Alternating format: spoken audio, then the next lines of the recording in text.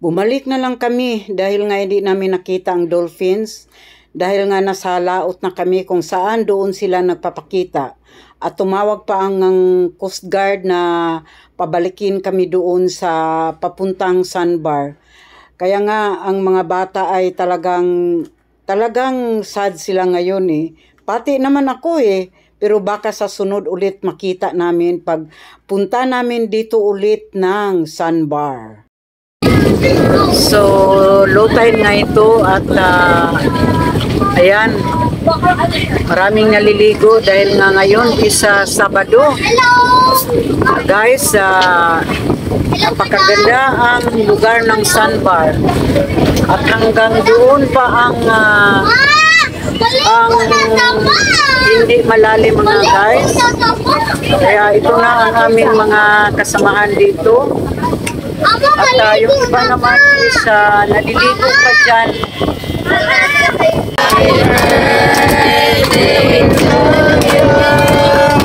Happy birthday, happy birthday, happy birthday,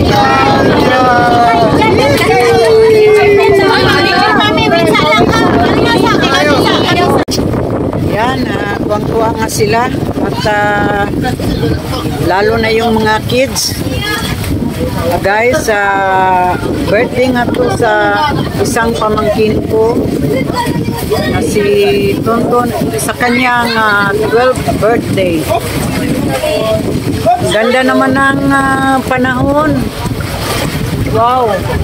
At doon naman is makikita ang anong tawag nito? Ang Olympia. Tawag niya is Olympia, sakop ng Bais. Medyo mahangin lang, hindi naman ganong malakas ang hangin, pero guys, talagang napaka happy dito pag sa sandbar kami naliligo.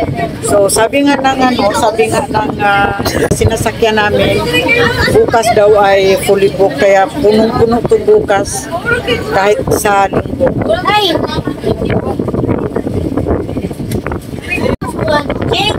So guys, balhin na naman kami og lugar. Ganda ng kanilang araw dito sa sandbar. Kita mo lang na napakaputi at napaka-white sand talaga dito. Sad to say na hindi namin makikita talaga ang buong niyo dito dahil nga ay medyo mataas ang dagat. So, ayan na. So, asa ka ni mo balhin dong? Asa ni mo balhin dong? Ayan. Ang magandang white sand dito sa sakop ng Manhuyo. Ayan. Guys, tingnan mo naman dyan sa ganong kalayuan. At dito naman isa blue na, ngunit ay ito ay malalim. Ayan. So, sa ngayon ay hanap naman kami ng ibang lugar. Guys, ito na yung pinakamagandang nakita ko dito na sandbar ng Manhuyod. Kung titingnan mo ay parang golden white or golden brown ang kanilang kulay ng buhangin dito. So, at yung mga kasamahan ko isa nandoon sa dulo. From galing kami kanina doon sa kabila. So dito na naman kami. Kaya napakaganda mga kaibigan ang lugar dito ng sandbar ng Manhuyod. Ayan sila yung mga kaibigan namin at yung sinakyan namin ay nandoon sa hindi gaano kalayuan dito pero malakad lang namin. Manhuyod Sandbar. Ganda. Nakakaganda talaga. Wala akong masabi pa. At puntahan namin dito na nasa gitna ng dagat. Wow! Woohoo!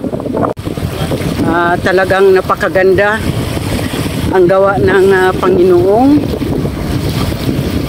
Diyos ko 100% kailang babalikan namin tong lugar ng Manhoyon, mga kaibigan. Makita nyo naman ang buhangin nila dito ay iba ang kulay, parang golden brown, di ba? Iba-iba nga ang nature sa mga buhangin dito sa Pilipinas. Meron nga daw pink, kulay pink na from Zamboanga. Hindi ko alam kung anong parte ng Zamboanga. Saka bawal pa nga doon na kumukuha ng ganun ka klase na buhangin. Mga kaibigan, ang aking mga kasamahan kung saan sila ay nandito. Diba ang saya-saya nila? Wow! Napakaganda! Wow! Yan ang kanilang paninda dito sa dagat, guys. At dito may kape at merong beer. Meron ding kahit anong mabili dyan. Tubig. Kaya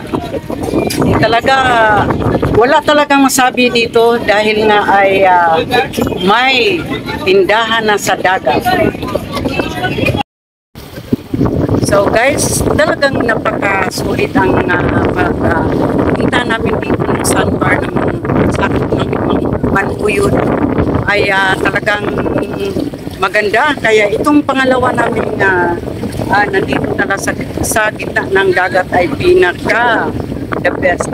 So susunod naman ulit mga kaibigan, kita naman tayo kung saan naman ang aking puntahan na lugar.